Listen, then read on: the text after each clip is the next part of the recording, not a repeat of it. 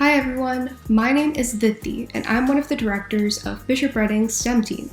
Hi, my name is Murphy and I'm also one of Bishop Redding's STEM directors. Hello, my name is Tam, one of the STEM team instructors and this event's project manager. Today we will be sharing some insight for high school students who are interested in pursuing a STEM career. Whether you've decided on your future career pathway or are still exploring some options, we hope that this event will be informative and will provide some guidance. We have had the honor to meet with a number of very special guests, ranging from nurses to professors to engineers. We have had the chance to interview professionals from the science and engineering fields. Today we are asking 6 different professionals from various science and engineering fields the questions that you, BR students, have sent to us. From work-life balance to post-secondary education to real-world, on-the-job experiences, we are uncovering the behind the scenes for several STEM careers. So let's get started.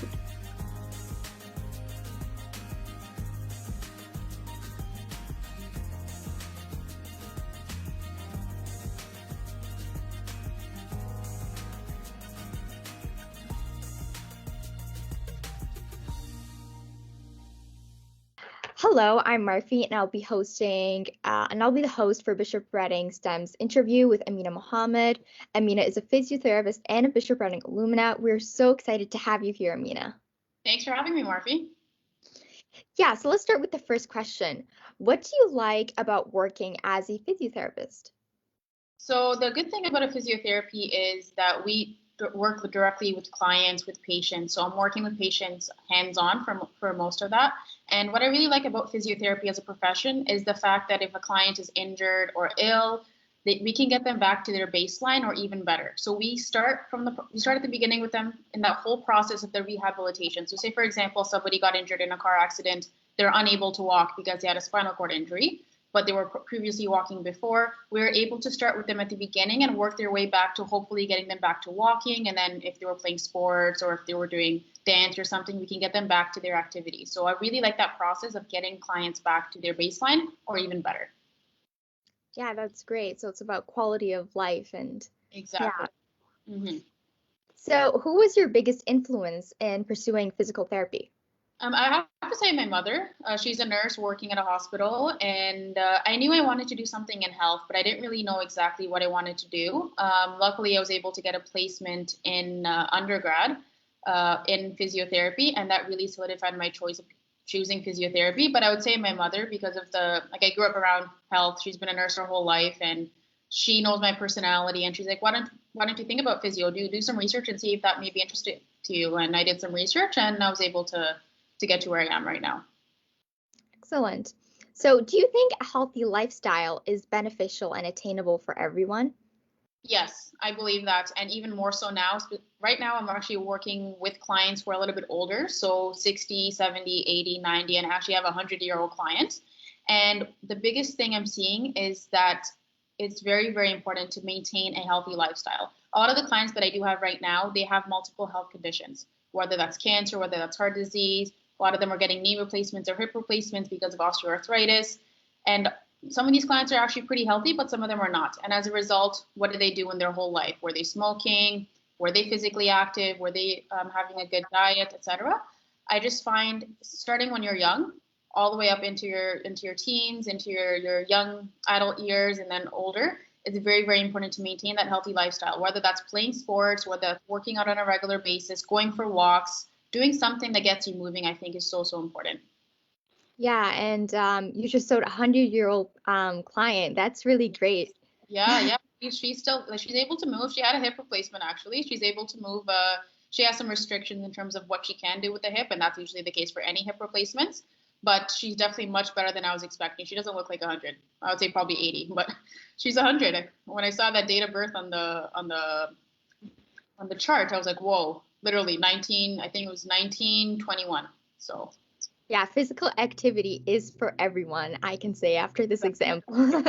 um, so you attended BR and as a high school student. So did you find that BR's academics prepared you for post-secondary studies, or did you feel like you could have been better prepared when entering university? So at the time, so I graduated from Bishop Reading in 2014, and at the time there wasn't an AP program, so I wasn't part of it. However, in my case, doing kinesiology in undergrad, I was actually able to take the grade 12 kinesiology course, I believe. I don't know if it's still there, and the healthcare course in grade 11. And I know Miss Taddy teaches it at Bishop Reading. And those two courses in particular, I found were very, very useful for me, giving me kind of a leg up in those first 2 years of undergrad, because some of the content that we actually learned in university was very similar to the content in those two specific courses. So I found taking those two courses were very, very helpful. And then as a whole, in terms of the Bishop Reading curriculum, I do find it prepared me pretty well, specifically even the calculus class that I took along with advanced functions, because I had to take a first year calculus course. A lot of the courses really helped me prepare for that first year, although it's a little bit different in terms of undergrad and high school in terms of exams, for example. Exams are a little bit different, where in high school you have your exams in one day, then your exam the next day. In university is a little bit different. You can have 2 exams on one day. I had 3 in 24 hours in, I think, third year, which was a little bit tough, obviously. And the exams are worth a little bit more. So some of my exams were worth 60%, others were worth 50%, and then some are 20%. So it really depends on the course you take, the program you're in. But as a whole, I think it really prepared me. Bishop Reading's curriculum did prepare me pretty well. Wow, 3 exams in 24 hours. That must have been. Never again. Yeah, it was hard. Yeah. Yeah, that's why university is just such a difficult transition. But yeah, definitely those courses must have prepared you really well. Thank you for sharing that. That will provide some great insight for people who want to pursue the same career. So what other programs did you apply to in high school, and why did you go with the McMaster program in the end? Okay, so I applied to a lot of different programs. So at McMaster University, I applied to the Life Sciences program, the Health Sciences program, and the Kinesiology program. University of Toronto, I applied to the Life Sciences program. University of Ottawa, the Health Sciences program. University of Waterloo, the Life Sciences program, and then University of Western, the Medical Sciences program. So those are all the programs that I applied to. I got into all of them except for the Health Sciences program at McMaster, and that's a pretty competitive program. So fortunately, it wasn't meant for me that year. However, in terms of deciding to go with kinesiology at McMaster, I was actually fortunate to be able to shadow a second-year kinesiology student. So she's like, Amina, why don't you come? Because I was asking her about kinesiology as a whole. So she's like, why don't you come go with like a day in the life of a kinesiology student? So she let me shadow. I think we went to 3 different classes of her kinesiology program. She kind of showed me around the campus, where she studied, etc. And I was like, oh, this is quite interesting. And a really good piece of advice that she provided me on that day was take a look at the first year courses in 2 programs. So I was debating between medical sciences at Western and the kin program at Mac. Those were my last 2. And she's like, take a look at the first year courses and see if those courses are interested. Look at their course syllabi and see, would this be content that you're interested in? And if so, look at the second year courses. And based on that, you can kind of decide that could be one of your pros or cons if you're making a pros and cons list. So I really took that advice to heart, and I really looked at the first year kin courses at Mac, and I really was like, oh, this is exactly what I want to do. I'm really interested in this course, this course, this course. I looked at the second year courses and the third year courses, and I'm like, oh, this is something I think I can see myself doing. So that was a really big turning point for me in terms of choosing kin at Mac. And also, I do live in Milton. Currently, I'm in Montreal for my master's, but I do live in Milton, and I wanted to stay close to home. So that was another big factor. I'm the oldest of 4 children, so I was like, I might as well stay at home and just commute. That was just my personal decision. I know people who went to Mac and lived on campus in Hamilton, so each person is a little bit different, but that was another big decision. And at the end of the day, when I see the kin program, it was a direct entry program, so all four years are kinesiology, whereas the life sciences program at McMaster and the medical sciences, you can kind of go different avenues. So that was another factor into considering why I choose kin. And at the end of the day, I'm very happy. Like, that's probably the best decision I've made. Obviously, you don't really know until maybe later on, but looking back, like, that's definitely the best position because it's led me to where I am right now. Yeah, thank you for that advice about courses, because I know that many students just go off of reputation or just, take the program for just like for face value, but it's really is essential to know what you are studying, because that's what you're entering the degree for. Yes. Yeah. And I know I have some friends who did maybe 1 or 2 years of undergrad, and then they're like, oh, this is not for me, and they completely switch, like from business to science or vice versa to arts, etc. And obviously they made the decision when they did, and that's their decision. However, yeah, you can, the name, as you said, the clout of this university, like McMaster, University of Toronto, like there's some big schools obviously in the in Southern Ontario, but that's not all there is to it. Obviously, there's more to that. And I think what you said in terms of the content, that's what you're going to be doing day in and day out for probably 4 or 5 years, maybe 6 years. And I think that's very, very important to consider as you're choosing different programs. Exactly. Great advice. Thank you for that. Why did you pursue a master's degree instead of stopping at a bachelor's degree? Okay, yeah. So as I mentioned previously, I was fortunate enough to do a placement at Trillium Hospital in Mississauga in my 4th year of my undergrad program. And I was working with a physiotherapist in the neuro rehab unit. So I was working directly with clients and patients. For example, I did actually have a spinal cord patient who was unable to walk, and I was there for about 4 months. And I was able to kind of get her up and walking, which I think that was just mind blowing for me to be able to see that, because obviously that's not something you see every day. And like how happy the client was, they were crying, like taking those first steps. And it was like just so fulfilling for me. And I wasn't even in a physio program, I was in the kin program. So after that placement that I was able to do, actually even before the placement, but during that placement, it really solidified my thought, okay, I do want to do physiotherapy. But actually, I did apply to physiotherapy at different schools in Ontario, in Quebec here at McGill University, and also in Dalhousie and Halifax, Nova Scotia out east. And I didn't get into any of those schools. So I graduated from kin in 2018. I didn't get into my physio program. So I was like, okay, what do I want to do now? I actually got my certified personal training. So I'm a certified personal trainer. I took that course, and that was the avenue I was planning to take, either that or working as a registered kinesiologist. But I still wanted to do physiotherapy. So I'm like, okay, I'm going to try again, apply for the next year and see what happens. And luckily I was able to get in that 2nd year. In terms of stopping at an undergrad, I could have worked as a kinesiologist. I just have to do the national exam and work as a kinesiologist. However, I did want to do physiotherapy. And that was more so based on the experiences that I had with that physiotherapy placement in my 4th year. I also worked with physiotherapists in a rehab gym at McMaster University. So I volunteered there for 2 years, working with physiotherapists and kinesiologists, and it just kind of further solidified my passion of wanting to do physio. So I was okay with, obviously at the time I probably wasn't very happy I didn't get into physio, but everything happens for a reason. I definitely needed that year off to work. I worked a bunch of different jobs. I was able to build my resume, get some experience, get some networking opportunities, and then reapply for physio. And then I got into Dalhousie and McGill, and I'm at McGill right now. So definitely very happy for that year off, because I was able to get more and more experience. I worked as a personal trainer for a bit, I think, which really helped me in my physio program. So as a whole, long story short, I would say that for me personally, I made the decision to do my master's, and I'm very, very fortunate. Once I finish, I'll be able to be working as a physiotherapist once I do the national exam. Excellent. Yeah. So this is just a lesson for everybody, just persevere, and everything does happen for a reason, like you said. So thank you for sharing your experience about that. Sometimes it's hard to see it in the moment. And even me, like I was, how old was I? 21. And I was like, okay, well, I'm still like 21 is pretty young if you look at it in the grand scheme of things. But at the time I'm like, oh man, like, what am I going to do? But obviously, as you said, it's experience. And I think I needed that year off for sure. And now I'm in Montreal. So it's fantastic the way it worked out. Yeah. That's great. So what advice do you have to give to students who want to pursue physical therapy in the future?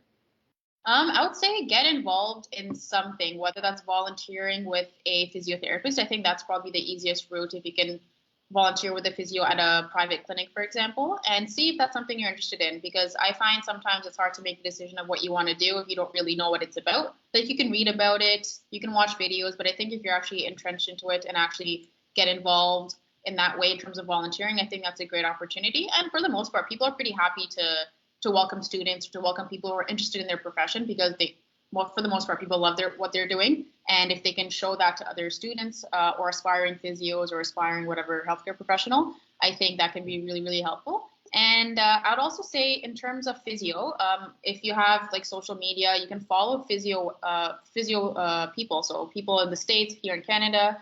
I know there's a great Instagram page called the Canadian Physio Student, who he provides some physio resources in terms of applying to physio school. So that may be something somebody may want to do. So definitely social media may be helpful in that sense. And then doing your research, networking with people. So talking to people, talking to physios, and see, oh, if you have any questions, they'd be more than happy to. So such an event like this, I'm very happy to be a part of it, because it exposes the physio to people who may not even know. I knew a little bit about physio. I played sports growing up, but if I did go to physio, it was just to get myself healed and back to playing the sport. So I didn't really know too much about it. So if you can kind of just learn about the profession in different ways, volunteering, social media, talking to those healthcare professionals, I think that's probably the best way. Yeah, exposure is definitely important. So I know that you said that you had some setbacks, along your journey. So did you always know that you wanted to do what you were doing, or were there times when you encountered, let's say, a setback that you were unsure? And how did you narrow it down and figure out that the occupation you wanted was ultimately the one you really wanted to pursue? Yeah, no, that's a good question. For sure, like in high school, I had no idea really what I wanted to do for undergrad, to be honest. Like I knew I wanted to do something in science, healthcare. That's kind of where my passion is, sports as well. So I wanted to do something with sports and medicine because those were kind of my two passions. So in high school, I was thinking maybe med school, but obviously med school's pretty competitive. And like if you're going to go for it, you need to make sure you're going for it all the way. And at the time, I didn't really know exactly what I wanted to do. Even choosing the programs, as you saw, all the programs that I applied to in grade 12, they're all life sciences, health sciences, all science-based, and then the one kin program. And the one kin program is the one I ended up choosing. So even then, I wasn't really sure. But in terms of how I came to the decision, so I think originally I wanted to do med school, to be honest, work as potentially an orthopedic surgeon. That was kind of my long-term goal, if you can say. But going through the kin program, I think taking the courses and going through the different courses and the actual program, speaking to professors, I realized I don't know if I want to really do med school, to be honest. I think I wanted to do something else. So once I kind of made that decision, I didn't really know what that something else was. So I actually did volunteer with a doctor in a clinic in Burlington, Ontario, and I did that for about a year. So I shadowed her for like a couple hours each week, and I thought it was a great experience and opportunity for me to learn about the medical profession. But in terms of what I wanted to do, I didn't really know. So as I said, that placement that I was able to get in fourth year really is like, okay, I think this is what I want to do. And that kind of helped me decide, okay, I want to do that. So as I said, volunteering can be a good way. For me, it was placement. So it was actually a course I took in my fourth year. And once I took that, I'm like, okay, this is exactly what I want to do. And after that, I was able to apply. As I mentioned before, I didn't get in the first time, but I was able to get in the second time. So in terms of how did I navigate that specific setback? Just trying to find different opportunities. So as I mentioned, things happen for a reason. And I was able to actually work on different projects. I actually started my own project, a seniors fitness program in Mississauga, Ontario for the Muslim community. So that nothing like that existed at the time.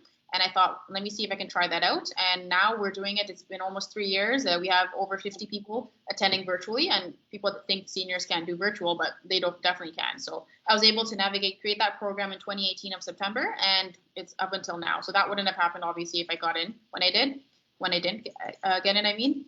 And I was able to work. I worked a lot. I saved money, and I'm able to now pay for where I'm living in Montreal as I'm studying physiotherapy. So try to see if there's different opportunities that you can kind of pursue if things don't work out the way exactly you want them to.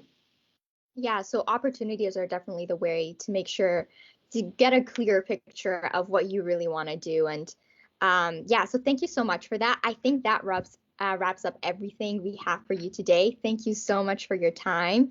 You have some awesome insight for our audience. Thank you so much for that. Yeah, no problem. Happy to help. Take care. Thank you. Bye.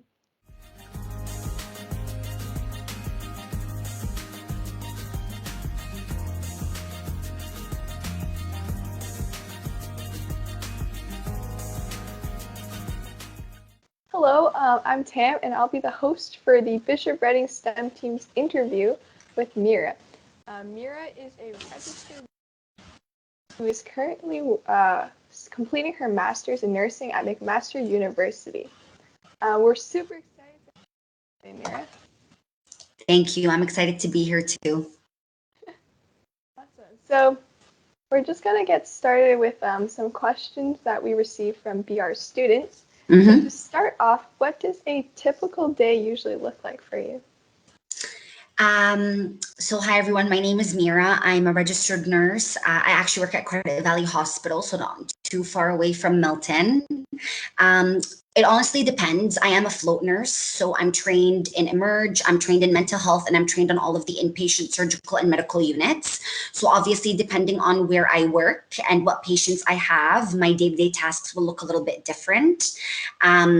me as a nurse in ER is a little bit different than me as a nurse on the floor where I have only 4 patients versus emerge where I could have up to 12, and I work with another nurse as a team to look after those 12 patients. But usually I come in the morning. I take report from the nurse that was working the shift before me, whether it was a night shift or a day shift. I go around, I make sure all my patients are okay. I do a set of vitals on everybody. I check their blood pressure, their temperature, their heart rate, their oxygen saturation, all of that fun stuff. I do a quick assessment on all of them, make sure that they're okay. If there is a patient, God forbid, who is tanking and needs a lot of my attention, obviously I'll have to spend more time with them. But that also comes with prioritization as a nurse. It's important to realize that some patients will be more sick than others. And so you do have to learn that prioritization and time management piece, which is really important in nursing. I take a look at all of the orders, make sure that everything has been done for everybody overnight or during the day, depending on whether I'm working day shift or night shift. If there's anything that needs to be addressed, I'll do it. If there's any tests that my patients need to go for, I'll make sure that they're kind of expedited. I'll call the lab techs to make sure blood work gets done. I'll call DI to make sure that if a patient needs an ultrasound, that they can get it done ASAP. I liaison with physiotherapists, occupational therapists, social workers, dietitians, doctors. We kind of make a plan for whatever patient I'm looking for, because at the end of the day, obviously, as healthcare professionals, we don't like seeing anybody in the hospital, and our goal is to facilitate their discharge and to get them home to their families. So anything that needs to be done for that, I will make sure that it gets done. Medications, keeping up with orders. Physicians usually come and see their patients in the morning / early afternoon. They'll take a look at the patient. They'll put in some orders, whether they need IV fluids, whether they need a new medication, whether they need a new test or anything like that. I get it done. But honestly, nursing is very unexpected and every day is completely different, especially being a float nurse. But that's the gist of all the things that we need to do. Wow, thank you for sharing all of that. It sounds like so many different responsibilities. So this is kind of like building off of, what you were just talking about. So would you say that your job involves like majority working with a lot of patients and like a lot of interactions with like the people? 100%. Doctors also interact with patients quite a bit, obviously, but not as much as us. We're there with them at the bedside 24/7. Doctors come, they do their rounds, they sit with them for however long it takes, whether it's 5 minutes to half an hour. Sometimes if they're very stable, there are days where they don't come at all unless they need to actually see the patient. But we're the ones that are actually at the front line. We're at the bedside. We're with them 24/7. And that's why it's really important for physicians to liaison with us as well, because a lot of the times doctors are very busy too, and they have patients all across the hospital. So it's really important for us to actually understand when blood work is abnormal or when a test result comes back abnormal, so that we can flag it to the doctor and take action to make sure that that patient is well cared for. So yeah, lots of patient and family interaction. Yeah, that sounds awesome. So how would you say it's like working in a hospital? Would you say it's like a lot of TV shows, like in Grey's Anatomy, and how they depict that? Or, So to be honest, no, it's nothing like Grey's Anatomy. I don't think I ever have time to have more than a maybe 2-minute conversation with the doctor, especially now in the middle of a pandemic when everybody's so busy. But in terms of like people working together, teamwork, and a lot of the medical aspect of Grey's Anatomy, yes, it is pretty accurate. Some of it is not accurate and it makes me want to rip my hair out. But besides that, obviously real life is always going to be different than TV shows and movies. Like no matter how accurate they try to be, it's never going to be as accurate. Obviously working in a hospital is a lot more busy than working, let's say, in a doctor's office or in the lab or in a clinic. But I do enjoy working in a hospital. You meet so many people.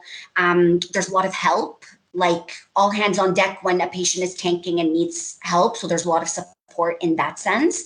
Obviously it's really busy, but you kind of get used to the yeah, thanks for sharing that answer. Yeah, that sounds like such a busy like day Mhm. all the time.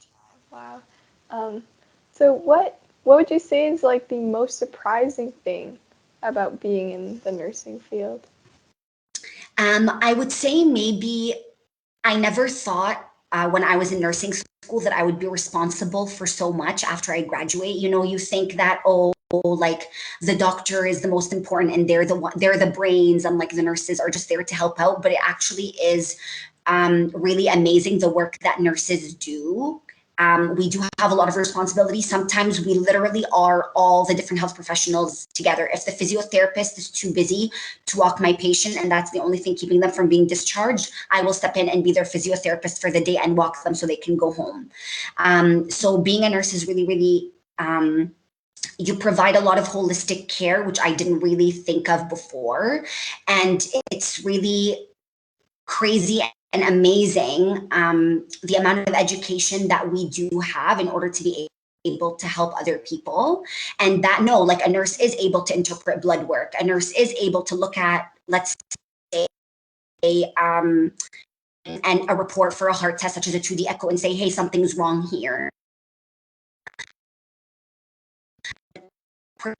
Things that obviously within our scope of practice, but I never realized that I would be responsible for so much when I was just a student.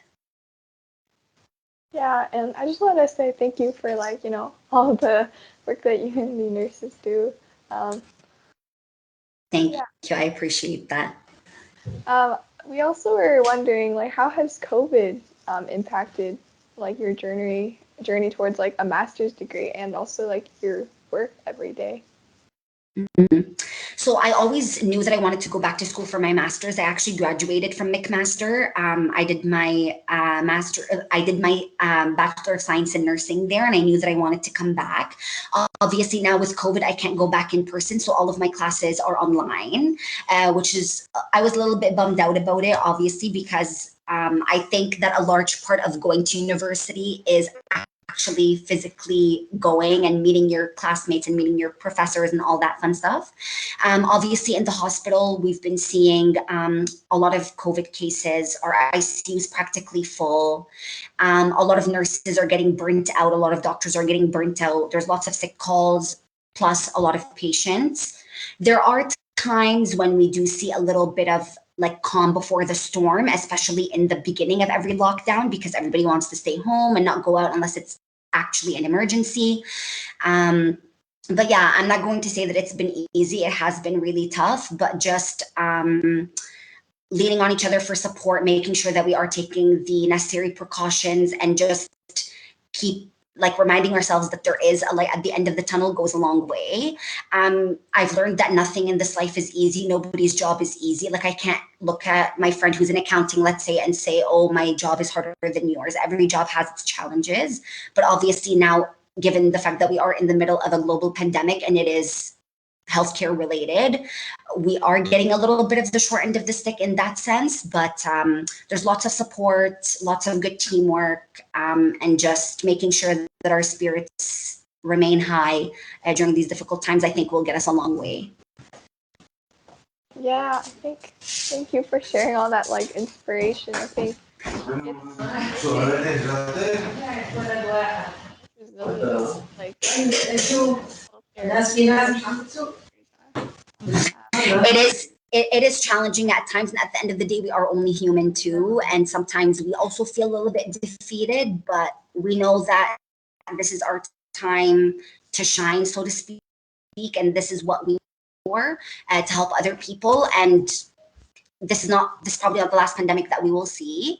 Hopefully we'll be better prepared next time, but this is a situation that we're in and we just have to pull through.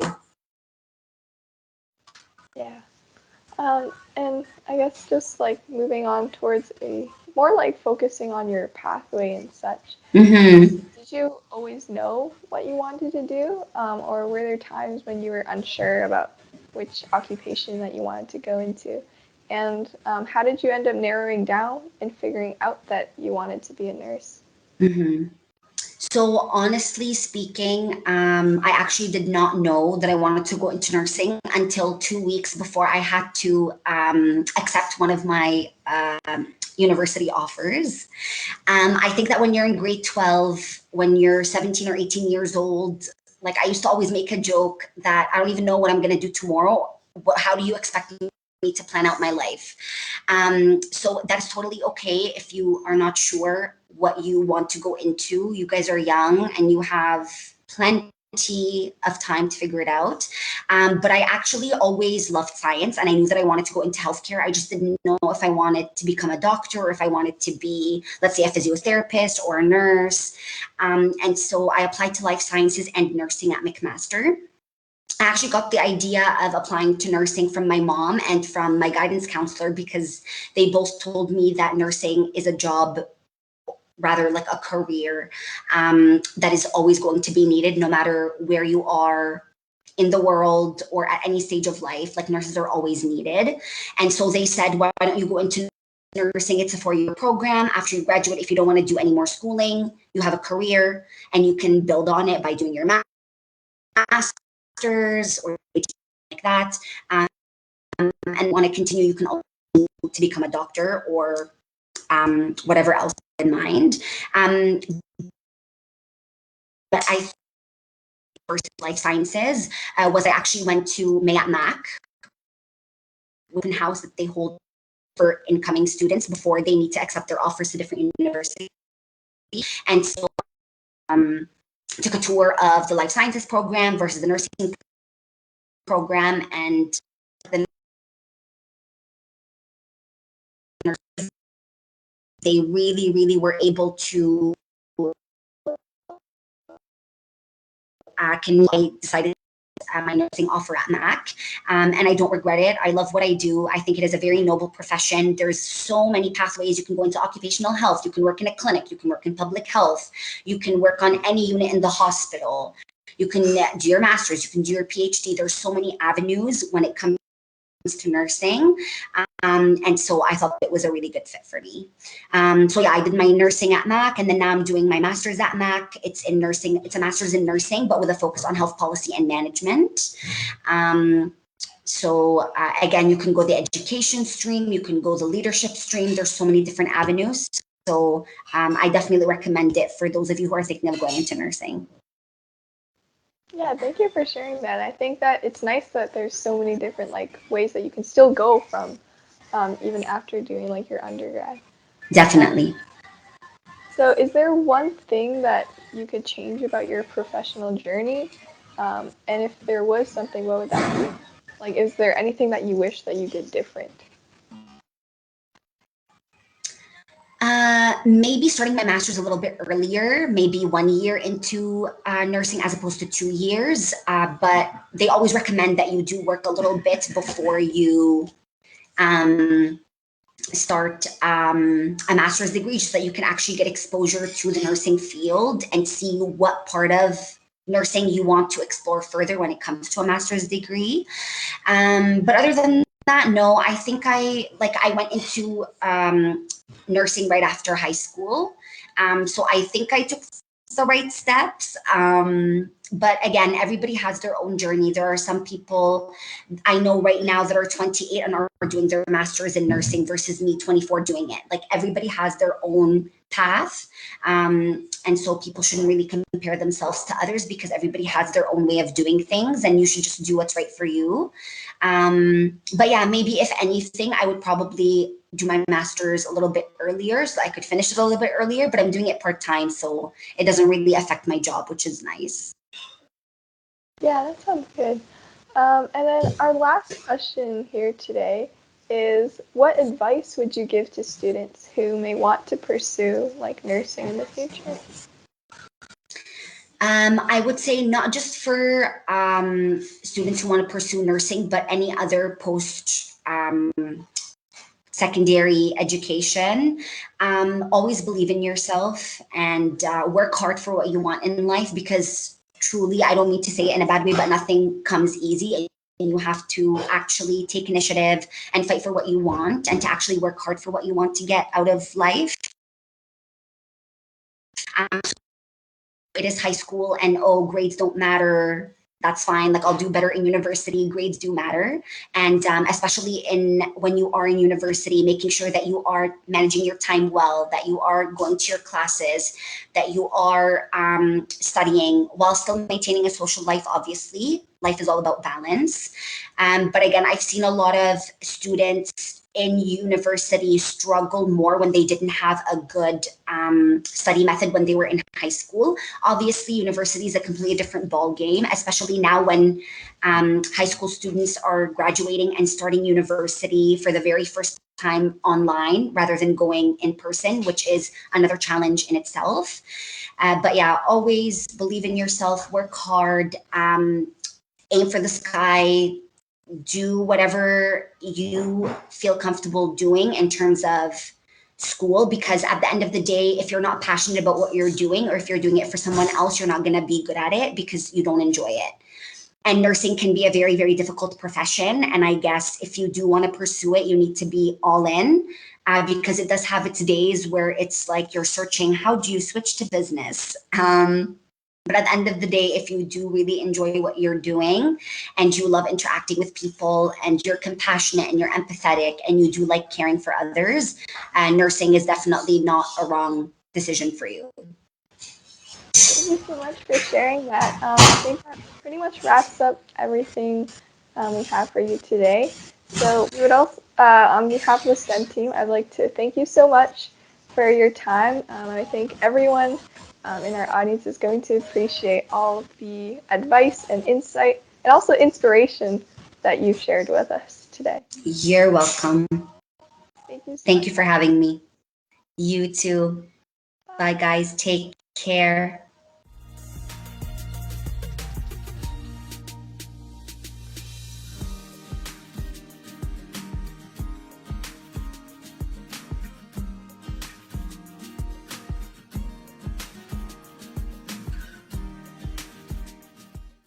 Hello, I'm Murphy, and I'll be the host for Bishop Redding's STEM interview with Dr. Ugwumba.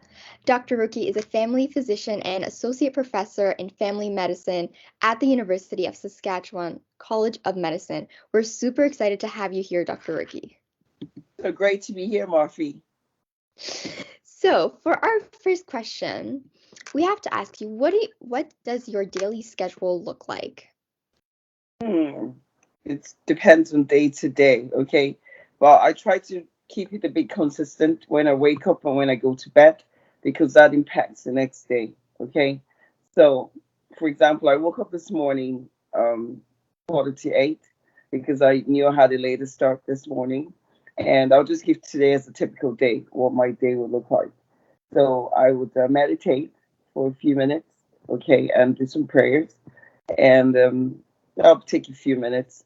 And then I will stand up and get some exercise in, believe it or not, in this crowded day. At least 30 minutes workout with a bit of cardio and some weights, and just to get me a little sweat. And then I shower and I have something really quick to eat, like usually oatmeal with some fruit. And my day starts. I go to work. Sometimes now in the pandemic, we're working a little bit differently. So we're working either remotely or we go in the office. And I find I'm still going in the office about 5 to 6 days a week. So, but we do have remote access to the patients as well. So we do video calls and telephone consults. So then my day will start. It usually goes very fast because on a day-to-day basis, your patients are varied. So, for example, if you have a very quick, oh, the patient, I need a refill prescription, that will go very smoothly. But your patient came with, say, suicidal thoughts, then you know that that's going to be a very long consult, and that could impact the thing. So, bottom line is, or maybe having some signs of a heart attack, which they didn't even know it was, but they had stomach ache. So yeah, so the day can go very, very quick because you're dealing with real life situations, and trying to help and make sure everyone's safe and healthy. And so before I know, really, it's 5 o'clock.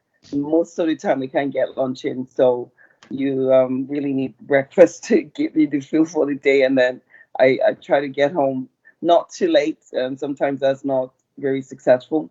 And have a light dinner. And yeah, so for what we don't eat, we don't look as skinny, but I guess the cortisol is there. But yeah, but we make up all the time. So yeah, so that's how my day will end. So come home, have some family time, dinner time with my kids and my husband, and then talk about the day, and then try to unwind, watch the news, find out what's going on with the virus numbers in the real time, and what's interesting around the world, and then try to go to bed. I try to go to bed by 11 o'clock at night, and that seems to be early for some days, but I try to get up between between 6 and 8, depends on when my day's starting, and try to get all those things in, and try to get to bed at 11 at night, because you really do need 6 to 8 hours sleep, and sometimes, like I said, it's not achievable, but this is the plan every single day. So that's how my day will go typically.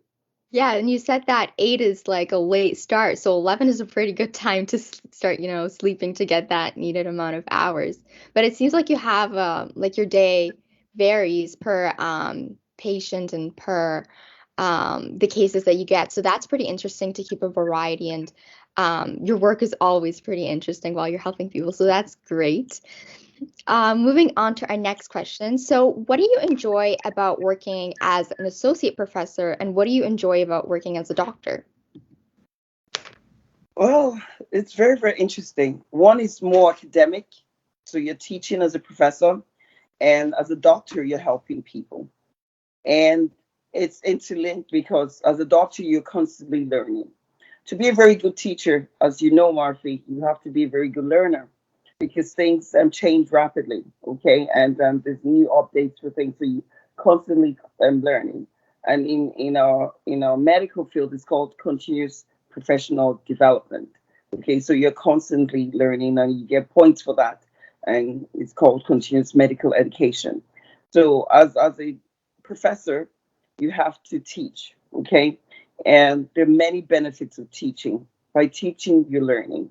By improving your skills and education, you're also feeling more rewarded and more able to go back to your practice and impact your practice.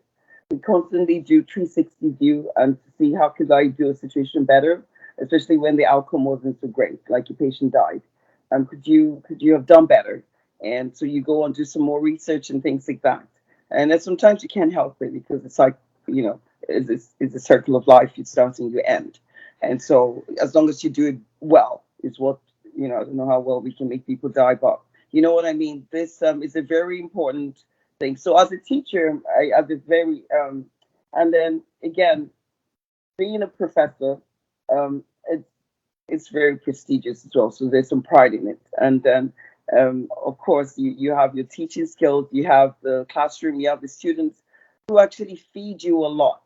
Like coming to this STEM class is brilliant. I really looked forward to it. So the students have enormous amount of energy and questions. So I gain from that. So I get my teaching experience, I get my student feedback experience, I get the energy for the day, because it's a whole different dynamic from going to the office and seeing patients. And of course, you also get what's it called, career advancement. Okay, because as a doctor, you don't want to be in the clinic all day, and towards the later part of your career, where you're not so energetic, if you will, and you still have something to give, the academic work could really be very helpful, because it's not as it's still busy, but it's not as vigorous as having that long day. So you could then retire to academic work. So I enjoy the fact that I have options for my day. I enjoy the fact that I get the students going, and they get me going. And overall, it's the knowledge, the constant learning is what I enjoy. As a doctor, I wake up knowing I want to do the best for my patient. And like I said, the patients vary from, booked patients to walk-ins. And booked patients, you typically know them. Some are new patients, so you don't know what they need. And so that, like I said, the day could go anyway. So I enjoy my job very much. I know it's a very important job because it impacts people's life. And not just for what they came, because when someone walks in the door, you may not even know what they needed. And so you going to give them actually some life skills apart from solving their problems. So you may teach them how to, have a balanced day as well, because they can be stressed and not really understanding how to eat right and how to rest and things like that. So you have to be really knowledgeable as a doctor to be able to help people. And so that's for me joins the academic part to the physician part. And yes, so in summary, that's what I would say. Yeah, and especially with your specialty being in family medicine, it's a lot more patient interactions than other specialties. So it's really great that you're so focused on, you know, patient care and the relationship. So that's really great. Just a follow-up question to that. Is it like a 50-50 between associate professor and doctor, or is one profession taking more time than the other? It's not 50-50. No, I'm primarily a doctor, and to get doctors, you have to be a teacher. So when you teach, you create more doctors. And for teaching medicine, you have to have your students in the office to observe you. And part of the clinicals is the teaching. So I'm mainly a doctor. So I'll say it's 80-20, I would say. So most of the time I am seeing patients, I'm working with patients. Being an associate prof in my family medicine, it's not so much of classroom teaching, it's more practical teaching. So I'm a clinical teacher. So they've done most of their academic reading and their tests. So they're coming to learn life skills and physician skills, bedside manner, things like that. That's what they're coming to me for. And I'm also an examiner, so we could examine them back based on that. So the exams, typically they happen 3 times a year, and so it's not every time I'm involved in the exams as well. So again, it depends on my schedule and the work. So bottom line, I have a lot of flexibility for what I do with the students and how they rotate and what you want to do with them. But yeah, so I would say on the balance is 80-20. I see. So your teaching is not so much lecture style, but year 3, year 4 medical students with the clinical. Yeah, I see. Yes, yes, and the residents, yes, I exactly. Yes. So, what are your experiences with finding work-life balance? I know that you mentioned that you like to spend a lot of time with your family, and it's a concern for many aspiring, doctors, whether they'll be able to, do that. So, what is your experience with work and life balance? I think it's always going to be a challenge. Work-life balance is something that you have to keep your eye on because you can easily get overwhelmed, not just as a physician, especially in a pandemic situation, but in general. So it's really important to keep routines, I think, as much as you can. Have a routine. I think setting routines is not just good for your baby. And if you've had a child, you know how important it is for them. When you want to sleep, the baby wants to play. So setting routines is really helpful from when you're born to when you die, especially if you're going to have a very busy career. So that's the first thing. So start your day, write what you need to do, and every day is different.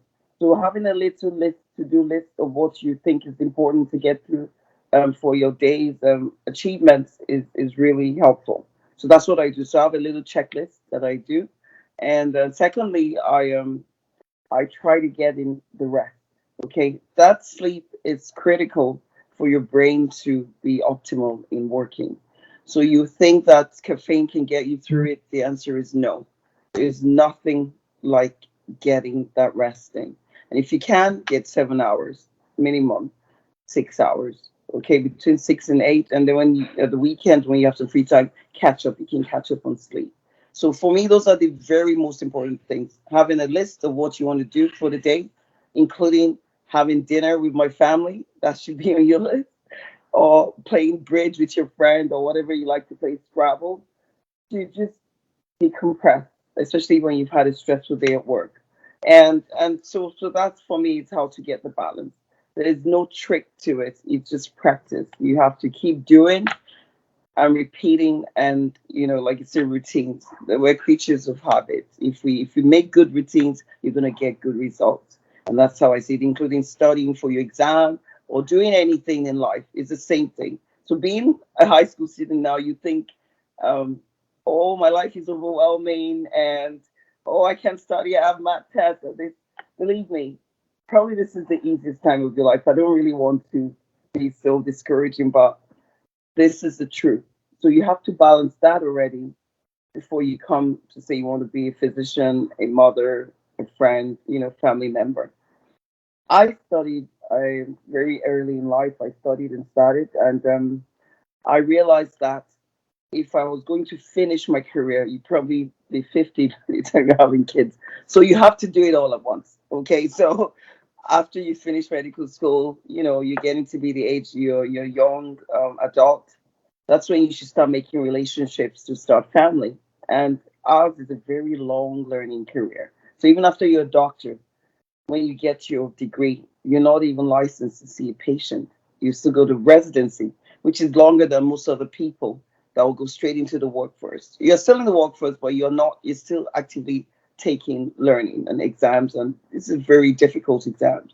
So at that time, you can start a family as well. And so you would have to make that routine every day to spend time with your partner, with your schoolwork, with your clinical patients, and all that. So writing a journal every day is very, very helpful, is what I think. And then trying to, as much as possible, to stick to it.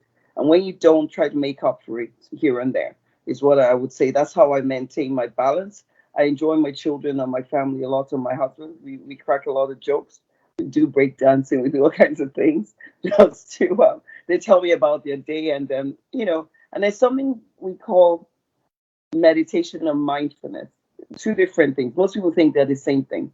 When you feel very overwhelmed, that the balance is going tilted off, just pause. It can even be 5 minutes. It can make a difference. Just quiet yourself in 5 minutes. If you're a Christian, you may want to pray. If you're a Muslim, you will pray too. For example, the Muslim are doing the Ramadan fast right now, so they pray many times a day. And I don't know how they do it. They fast throughout. I'm a Christian, and so they don't eat anything all day, and they break in the morning, sunrise, and sundown. And so, but I think it gives them clarity of their mind when they pray as well. So I find they calmer in that period. So maybe praying different times or meditating during the day, even if it's a lunch break, just quiet stillness is very important. And mindfulness is just being in the present moment. That's the difference. Meditation is being quiet to clean your mind, and mindfulness is after you've done that, just do the task. For example, I just want to talk to you now. So every thought is gone. I'm just focusing on this interview, and that's it. So I'm not thinking about my patients that I'm going to see at 12 o'clock or whatnot. Or if she's washing dishes, you're there just washing dishes, and that's the only task. That's the most important task, and your mind is clear. So that cleans the mind to be able to reset, to be able to go to your problems, and we all have them, to deal with that so you're not overwhelmed, and don't carry over too many things because, oh, I'm still worried about the patient from the last encounter. No, you have to bring yourself to this new patient encounter to do the best for that patient. So being present in the moment.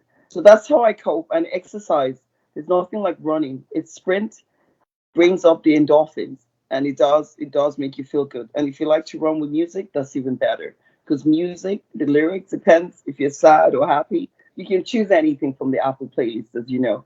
And so that also helps. I read. Find some minutes to read. Believe me, we're still old school, so we don't doing Kindle. I'm reading books, and flipping the pages. And even if you read a page out of your of novel, it's still reading. I find reading as a way of focusing the mind in a different way as well. That's nothing to do with, and this is leisure reading and other kinds of reading, not necessarily your schoolwork. So if you like tabloid, read tabloid, fashion magazine, but do some reading every day as well. So that's how I think I get my balance, that I'm not overwhelming myself, knowing that tomorrow is a new day, fresh with new opportunity. So yesterday is done. I can't do nothing about that. But as from now, I can do something, and I want to bring my best self to that situation. And being in balance helps me to do that. Excellent, excellent advice. I don't know where to begin. Thank you so much for all that insight. So quite a lot of planning and structured type of life. And as you said, we're creatures of habit. So as high school students, we need to start, taking small steps to work towards being able to distress and just being organized in that sense with our planners and journals. So definitely some great advice and a lot of stuff that we can pinpoint and even take to implement in our own lives like right away. And especially for being a woman in medicine, I think you're a great example of just showing that really we can have it all, because a lot of people are saying you know you can either have family or career, but this is an excellent example to show that with hard work and dedication we can accomplish anything. So great advice, thank you so much. So moving on to our next question. You got your medical school education for the first time in outside of Canada. So how was it transitioning from working as a doctor in a different country to working as a doctor in Canada? Um, to be honest, the principles of medicine is the same regardless of language or country. You're helping people, you're treating humans. The curriculum is pretty much identical, and the World Health Organization approves medical schools, especially for international schools. For example, coming to Canada, certain countries have to go through some retraining all over again because they're not recognized, or the curriculum, they're not sure they could what's it called, endorse it, because they weren't, that's just the way to manage to make sure people are safe. Okay, so even as a medical student in Canada, after you finish your medical school, you have to write licensing exams. So those exams that will make you be able to practice. So real life skills, bedside manner, believe me, they will mark you on that. And some very bright students may not even pass just because they didn't have the right approach to the patient. Because our job is to do patient centered care. So you're really working for the patient, and making sure they go home better than when they came. And so all your knowledge, and the patient felt it was a very bad encounter, couldn't take anything away from you, you will fail. Okay, so this is the core of our medicine here. So as a physician, I did my MBBS in Nigeria. Then I went to the United Kingdom to do my training to become a general practice physician, which we call family medicine here. So when I trained in the UK, all my training was recognized in Canada. So my medical school that I went to in Nigeria was recognized. All my training as a GP in the UK was recognized. So I didn't have to go back to residency or training. But I still had to write the licensing exams, which everyone must write, even if you did your medical school in Canada.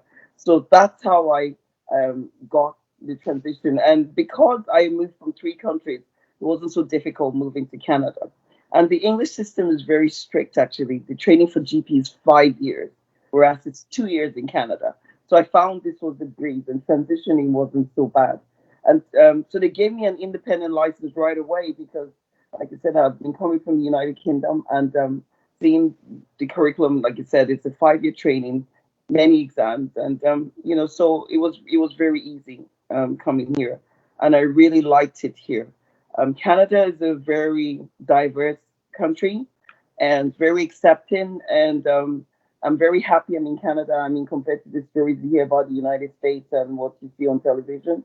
So this is a very welcoming country. And unfortunately, there's lots of physicians in my position that won't get licensed because of the hoops that you have to go through. And there's not enough doctors. So STEM, I'm really recruiting doctors because we need lots of doctors, especially female doctors. Unfortunately, it's due to religion and some things. Some women only want to see women, especially for internal exams and pregnancy and things like that. So we're always short of female doctors. So I'm speaking directly to the female students. We need more of you to get into our profession because it's very rewarding. You're helping people every day. As a mother, even if you're not a doctor, you're a teacher. And you find that when you get into the office, even without the academic stuff, you're teaching your patients life skills every day, how to be balanced, how to eat right, how to exercise, and how to take the medication and take care of themselves. And so this, like I said, you're learning a lot as well as you're teaching. You're learning, and things are changing rapidly. So yes, I enjoy Canada. I moved long way to get here, and this is home now. Thank you for that. So, yeah, so you said there wasn't really much of a transition because you'd moved. So I actually did not know that about the you said WFO's rules about medical schools and all that. I actually did not know this. That's a pretty interesting fact. So I know many students who are interested in medicine, even from, starting their undergrad in Canada here, many go and study internationally. So that's great insight to have if you want to study, go to medical school in the UK or start off your medical journey outside of Canada. So thank you for that. Great, great Yeah, insight. so I can just add that if you go to the United States, Australia, Ireland, and United Kingdom, they're going to recognize most of your training there and all your postgraduate training. For other countries, for example, Nigeria, where I came from, or India, Pakistan, even Trinidad, um, the schools are very good schools. I'm not taking anything away. It's just Canada, you have to come back and do residency. And so when you do your medical school, just be aware of that. You have to write the licensing exams to get into residency. You get to do the qualifying exams and the LMC part one. Okay. Again, for the people interested, is you can look it up on the Medical Council of Canada website, what their requirements are. But it is feasible. It's also a lot cheaper to go abroad and do medicine than in Canada. Most people take that option as well. Cost is an issue, as you know. University education is not cheap. so yeah. So some people do that and then come back. And just know that you have to be matched into programs. It's a bit of a steep climb even to get into medical school here. It's not for everyone. It's very difficult to get in. So you have to be very focused to get the best marks. And if you want to be a good student, a good doctor, be mindful what you're doing on social media now, on your Instagram and things like that, because all the things you can take them down, but people can record things. So just be aware that you're already in the real world where you have to mind your image, mind what you write, mind what you read, and just mind how you go, because you want to be this important person in life, helping people, and just grab everything and delete the ones that are not for you. Yeah, so a lot of advice about what to do now as a high school student. So that is great. And so, as you said, being in the moment, being focused, having set goals of what you want to do is really, really important. So, all of our people watching here, take notes. So, what factors contributed to your ultimate decision in becoming a doctor in Canada? When I was growing up, um, my father wanted me to be just like him. He was a lawyer, okay? And he already had my older brother who was already in law school. So I thought, no, I'm not going to study law. I'm more science based, even though I was good in all the subjects. So I wanted to do computer science. At the time of the age, the first computer game had come out. It was called Pac-Man. I can never forget it. And you eat all the things. I was so obsessed with that. So I thought I want to do computer science. And my father said, well, I'm not sure what this computer science is. This was a long time ago. And so either you're going to be science or not science. And science, you're going to be a doctor. So pretty much I was told I was going to medical school. That's how that decision came. And so, yeah, I said, okay. So I did all the things that I was required to do. And I did go to medical school. It was not very easy, but it was done. And then when I was done with that, I knew I'd done all my electives in the United Kingdom. So while I was in school in Nigeria, I go to a posting in England, for example, community health, surgery posting. I went to the University of Cambridge, and I was really impressed with that. And I thought, I'm going to come back to the UK to do my training. And I wasn't sure which specialty I could go to because there's lots to choose from. But eventually, I chose general practice because as a female, it was and very curious person. I felt I could do everything because in general practice, you see all the cases and you transfer them to the specialist. So everyone starts with you and ends with you. So even when they go to the surgery, they come back. So I felt that was full continuity, and I'm very curious and I wanted to know that. So I chose general practice. Then I met my husband, and he wanted to start a life in Canada.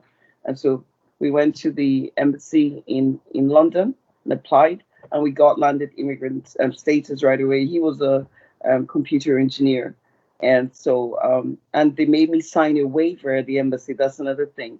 That coming to Canada does not mean you're going to be practicing medicine as a general practitioner or family doctor. You have to write your exams subject to licensing laws. So you must sign that waiver there so that you don't come and say, oh, I can't get a job. What happened? I'm trained like this.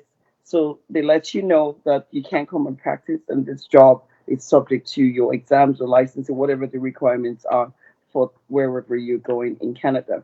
And in Canada, each province license you independently. So, for example, after you pass your LMCs, get your medical council paper, you can't still work. You must get licensed to practice medicine. So, for example, I'm licensed in Ontario and in Saskatchewan because when I landed in Ontario in 2000, we came in the year 2000. This is 21 years ago now. I couldn't get any placement, no placements at all. And so I looked all over Canada and I found almost every other province would license me apart from Ontario. So it looks like everyone wants to be in Ontario. So that's how I went to Saskatchewan because I knew someone from Nigeria who was there. No, it's great. It's pretty cold, but it's a great place to be. And so I went to Saskatchewan.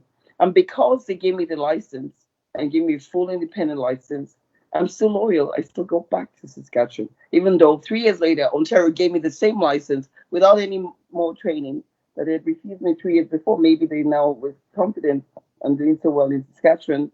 And I then did the college exams. Even though I was a GP in the UK, I still had to write the family College of Family Physicians exams, professional exam, to get licensed, to get that qualification, which is not required if the province licenses you. Just better to have that.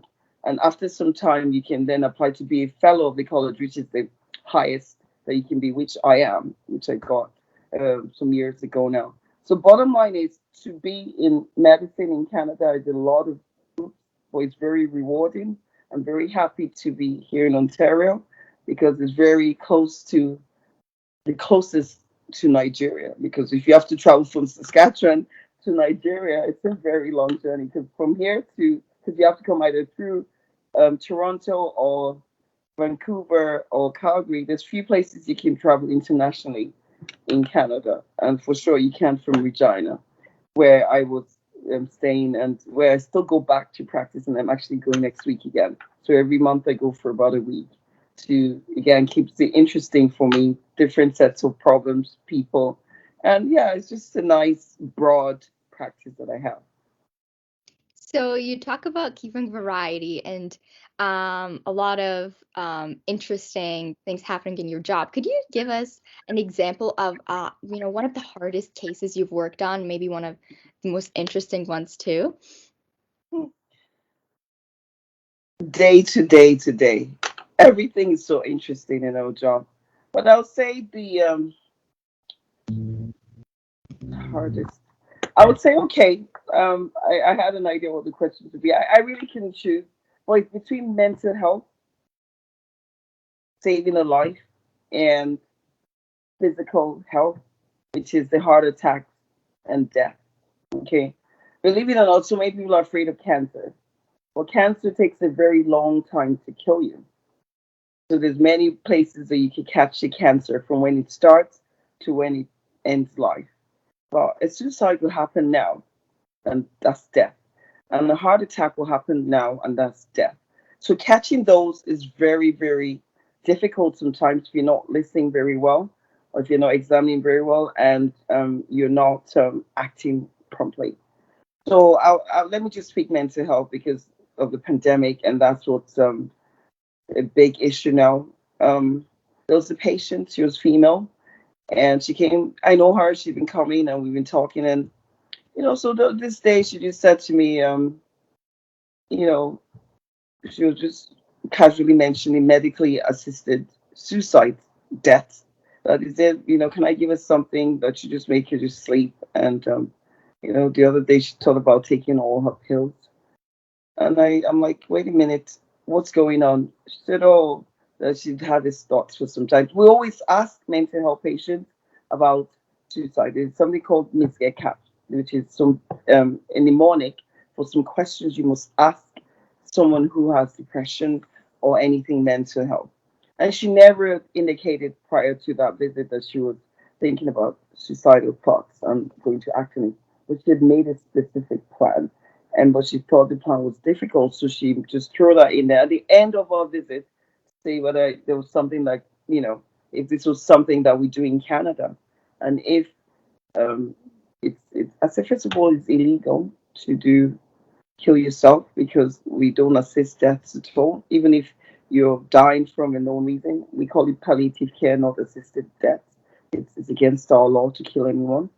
And second of all, we have lots of options for you before you would end your life. So it happened to be she had a breakup, which didn't go well. She had lost her job, so many things at the same time.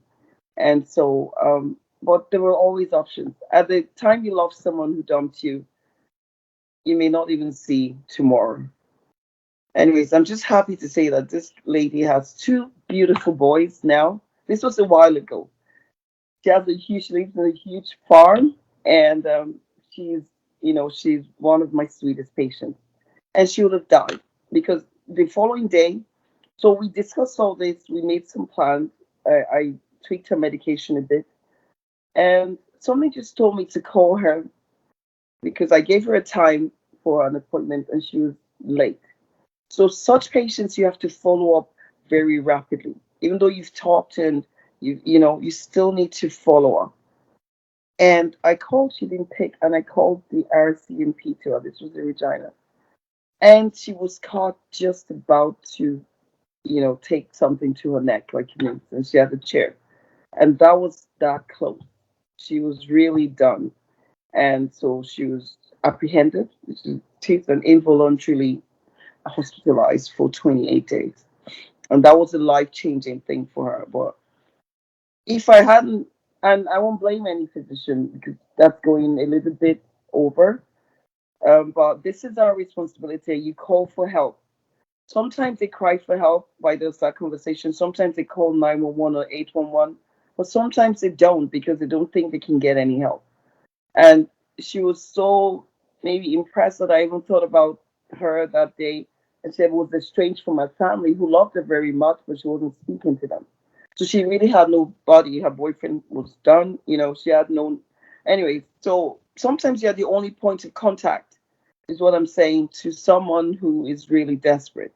And so being able to recognize that, I don't know how you be, but I'm even talking to the students now.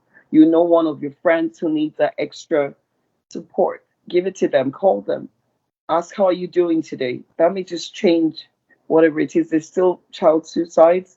The rate is too high because one person dead is one person too many for anyone who we can help. Mental health illness is not, it's still stigmatized, but it's nothing to be ashamed of. It's as real as hypertension or diabetes, which most people can say, oh, check my blood pressure. The same thing. Say I'm not doing so well, I don't feel so good today, I'm feeling hopeless, there's nothing to enjoy. That will trigger a set of things with our healthcare. We have, well, it's not big enough, but we have really good mental health care in Canada compared to other countries. Can we do more? Yes. Can it be better funded? Yes. But most people are struggling and they may not come straight forward to tell you. So for me, that's one of my hardest and most rewarding cases at the same time. Because like I told you, she's far away from where she was. She's not even on any medication at the moment. She's enjoying life, and that's what we should all do. Life is filled with challenges that people will leave you when they do. What doesn't end your life? There's lots of more interesting people coming. That's what I would say. You haven't had your best option yet. Thank you so much for sharing that. A very difficult, position, but just shows how being a doctor doesn't just fall, with being in the clinic and like checking off a box by seeing a patient. It's just much more than that.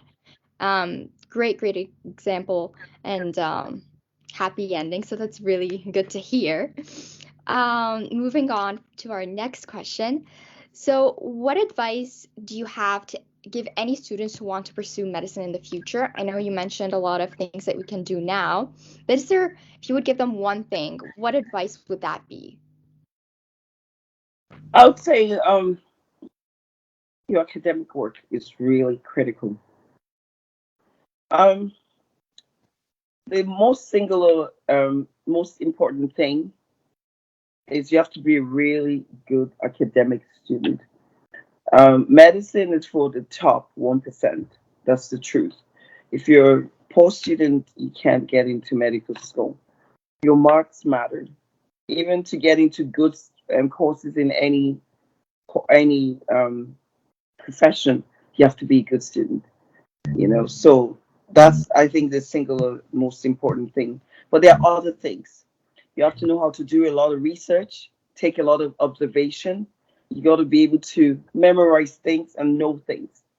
So you've got to have your systems where you know how to remember, recall. So I'll say be a very tidy student. So clean up the way you collect information, because you will need to retrieve that information. Just imagine it's like putting things neatly away in a box. So when you get there, you see where everything is in all the corners.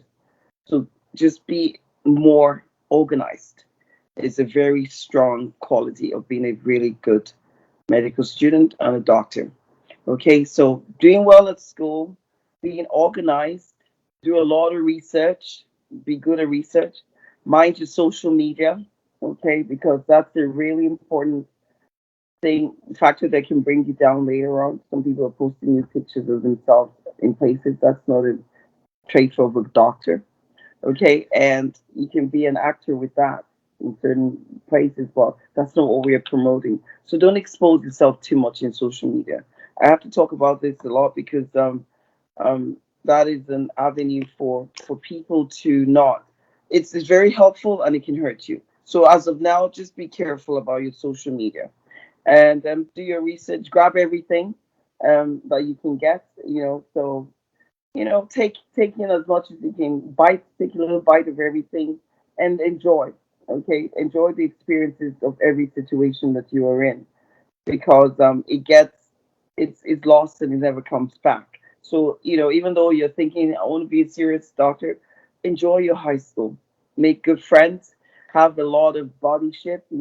Find a mentor, someone who can mentor you. If you have doctors in your family, go shadow them in the clinic. Just do a voluntary day and see whether it's this for you, and start from the reception to the office room. Usually we take students like that, on the children's when they have professional days, even though they're not in medical school.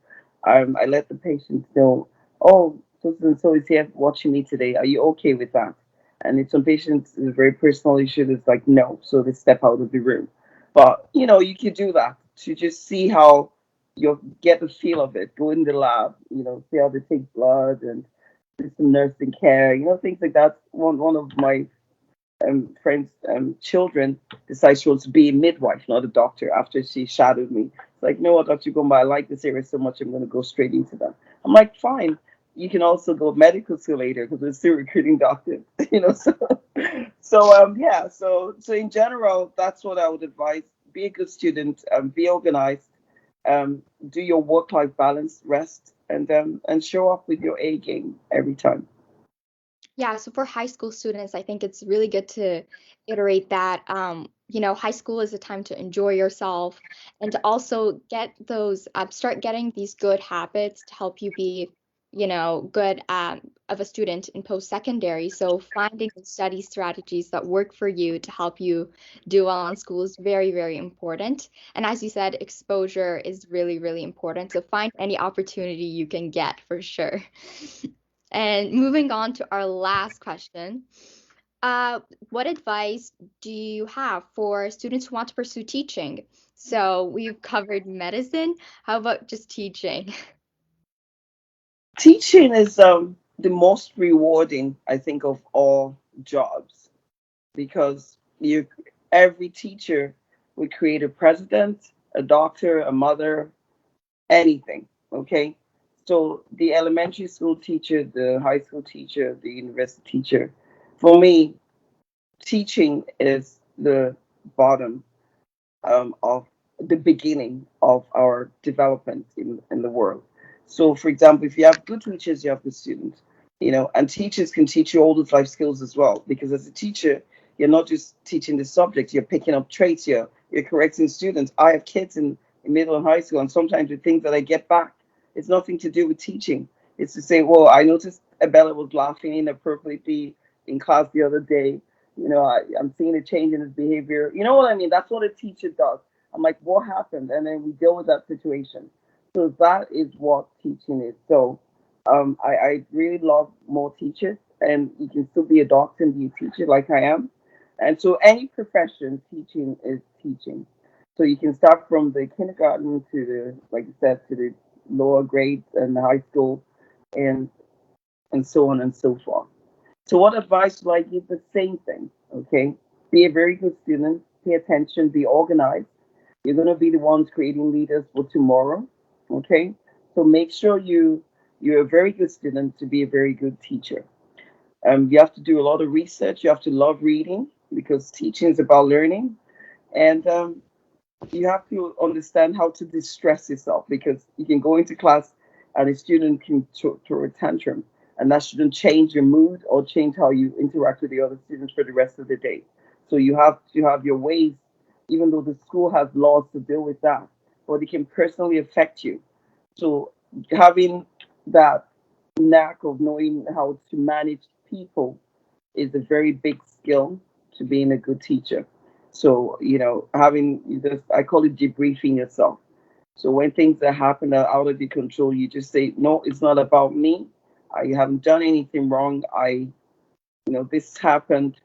We're going to put it behind us. We're going to do better. And sometimes, even those situations are the best learning tools for you because even the people who cause some unpleasant situations could be your best friends tomorrow. So not everything is all bad or all good. There's always something to learn in every situation. And that's what a teacher is. You're always learning. You're always saying, in medicine, we call it puns dens. Puns is patient unmet needs, and dens is doctor's educational needs. So whenever you meet unsatisfied situation or there's a complaint or you didn't do well, you have to go back to Pond's den. Patient unmet needs. What did you not do to make that situation better? And what do you need to learn? Educate yourself to improve. And that's what a teacher has to do every day. How can I make my students better? How can I make them more curious? How can I make them happy? You can have a happy classroom. You understand? You can be a little bit innovative as well. I know some teachers that start the day with it and they do maybe before break a little dance with their students, and that's fine to give them more energy. You can research ways to make your classroom more lively, okay, than people being bored. So that's how I would say how to be a good teacher is being your best self and bringing that to the situation in the classroom. And yes, we're recruiting teachers too. So yes, we want more teachers. We want more very gorgeous teachers like Marcy, you know, who smiles a lot. I love that. And yeah, and your smile shows is a reflection of how you're feeling. Believe me. So that interaction, that smile, that all those things bring energy to the situation. To bring energy to that, and I'm sure you can best answer that question, Mafi, for me. How to be the best teacher because I think you're an excellent one. At least my interaction with you so far. Thank you. Thank you. So it seems like being a lifelong learner is a very consistent theme throughout our interview here. And I think it's a very important thing, like you said, because it will eventually lead to you being the best version of yourself. Whatever your job is, to be a teacher, to be a doctor, being the best version of yourself what is the ultimate goal and will make you succeed in any job that you wish to excel in. So, yeah, I think that's the best advice we can come up. Thank you so much for that. And any last words before we wrap up today's interview? Yes, I had the last. I had the last word, and I thank God for your editing skills. Amen. Um, because I want, I want to read something. Um, There's something that if you took nothing from this interaction with me, I want you to take this. It's called New Start. It's a mnemonic. Okay, medicine, right from when I was in Nigeria to England to here, we learn using mnemonics. I don't know if they understand what it's just abbreviations to remember things. And again, I learned like that very well. So students should learn like that to have a short and then a broader meaning of that. So I want them to take home for me new start. Every day do new start. New start N for nutrition, E for exercise, W for water, S for sunlight, T for temperature, A for air, R for rest, T for trust. Okay? We can expand on all those things. Well, you need to eat right, you need to exercise, you need to drink lots of water. We are 60% water. So drink lots of water. You need to get the sunlight in your face. Not just makes you bright, but it improves your mood because we know depression is more in the winter. Temperance is the T, the other T. We have two T's. Temperance is just managing the balance, this work-life balance. It's mindfulness and meditation. So have a good temperance, so you always, doing your zen. And then air. Okay, air is, oxygen. Without oxygen, your brain is dead. So we need oxygen. So get some air into your lungs. And then rest. Remember that try to get 7 hours sleep every night. 8 is great, minimum 6. And then trust. So finding those people in your life that you can rely on when things are not going well, especially, or even things are well. So be careful who you trust or who you share your news with, okay? Then having mentors, people that you can trust to give you good advice. And for me, everyone needs to remember new start every single day. That will make your day go well. That's my last final take home. Thank you for that. Great, great recap. And I think if we implement all this advice in our lives, we'll be very, very successful and healthy people. So thank you so much for that. I think that wraps up everything we have for you today. Thank you so much for your time. You have some awesome insight for our audience. So thank you so much for that. Thank you. I enjoyed this very much. We have reached the end of this segment. I hope that you learned a lot and enjoyed it. Please check out our other segment focusing on engineering careers, and stay tuned for our second career outreach events, which will be focusing on the math and technology fields and will be happening in the upcoming months. Thank you so much for tuning in. Please follow us on Twitter at Reading STEM and on Instagram at Bishop Reading STEM. Thank you and have a nice day.